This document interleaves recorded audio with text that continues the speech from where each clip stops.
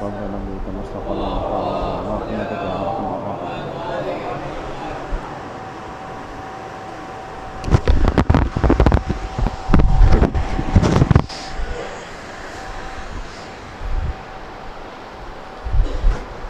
अस्सलामु अलैकुम रहमतुल्लाहि व बरकातुहू।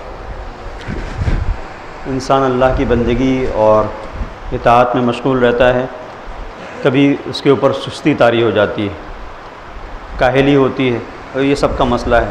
जिस तरीके से बदन बीमार होता है, इंसान की रूह बीमार हो जाती है। तो ऐसी सूरत में उसको इस बात की तरफ तवज्जो देना चाहिए कि परवरदिगार ने जिस अमल का हमसे मुतालबा किया है उससे क्या हमें हासिल हो रहा है।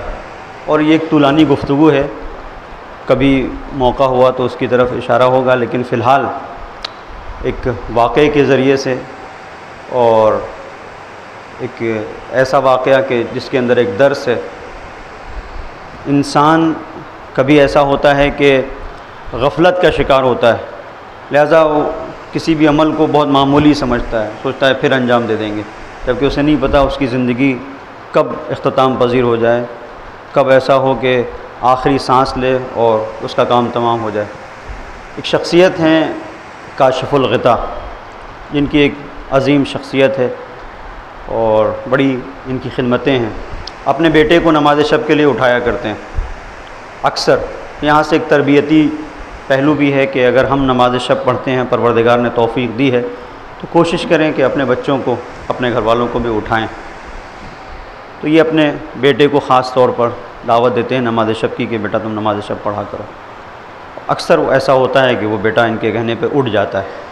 एक बार ऐसा हुआ कि ये अपने बेटे के रूम में गए, उससे कहा कि भाई नमाज शब का वक्त है, उठो।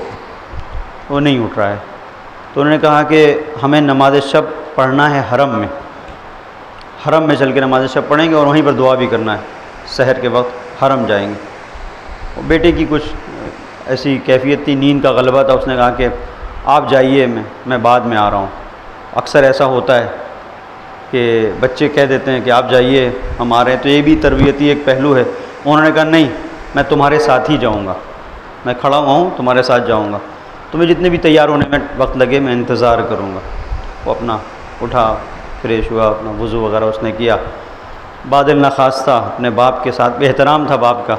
बाप ने कहा तो चलो चलते हैं।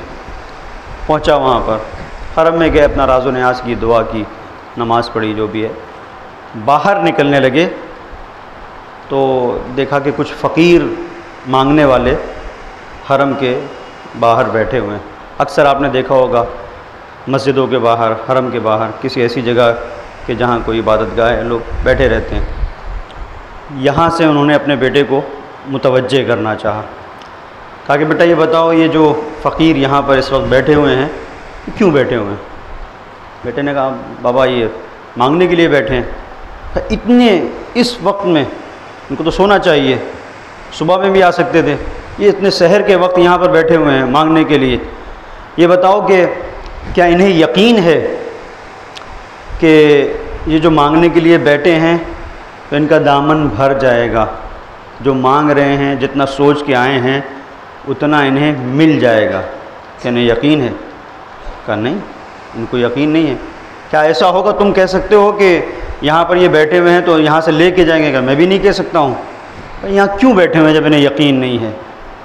अच्छा ये बताओ कम से कम इन्हें कितना मिलेगा? तुम यकीन से कह सकते हो मसलन 1 दिरहम इन्हें मिलेगा? यहाँ पर कोई आएगा जो 1 दिरहम दे देगा? भाई यकीन से तो कोई नहीं कह सकता है, ये भी नहीं कह सकते। कहा कि देखो ये लोग यहाँ पर आके बैठे, यानी यकीन नहीं है, और ये मंजिल अल्लाह के बंदों की है। ये मंजिल अल्लाह के बंदों की है, या अल्लाह के बंदों से मांग रहा है और यकीन नहीं है, उसके बावजूद भी गुमान की कैफियत ये है कि शायद मिल जाए। तो अपने बिस्तर को छोड़ के आके यहाँ बैठा हुआ है, यहाँ बैठा हुआ है। और वो परवरदिगार के जिसने तुमसे वादा किया है, जिसको ऊँग नहीं आती, जो अपने वादे से मुकरता नहीं है, फिरता नहीं है, उसने कहा है फ़ला तअलमु नफ्सुम मा उख़फ़िय लहुम मिन क़ुर्रति आयुन, कि तुम जानते नहीं हो क्या हम तुम्हें जज़ा देंगे जो तुम्हारी आँखों की ठंडक होगी। जज़ाअम बिमा कानू यामलून, कुरान करीम है। सूरह सजदा की 17वीं आयत। देखिए परवरदिगार ने न जाने कितने हमसे वादे किए हैं। तो ये जो बंदे हैं, जो फ़कीर है, ये अपनी ज़रूरत की बुनियाद के ऊपर, अपनी फ़कीरी की बुनियाद के ऊपर जो अल्लाह के बंदों से उम्मीद बांधे हुए है, उस उम्मीद पर कायम है, टूटी नहीं है इसकी उम्मीद, मिले या ना मिले, लेकिन ये अपना काम कर रहा है। और तुम उस मंजिल पर कि तुम्हें यकीन है कि परवरदिगार तुम्हें देने वाला है, उसके दरवाज़े खुले हुए हैं और तुम गाफिल हो। इसका मतलब यह है कि इंसान अगर इस बात की तरफ मुतवज्जे हो तो कभी ऐसा हो नहीं सकता कि इबादतों के मराहिल में सुस्ती और ज़ाफ़ का शिकार हो जाए। सलवात पढ़ने मोहम्मद वाले।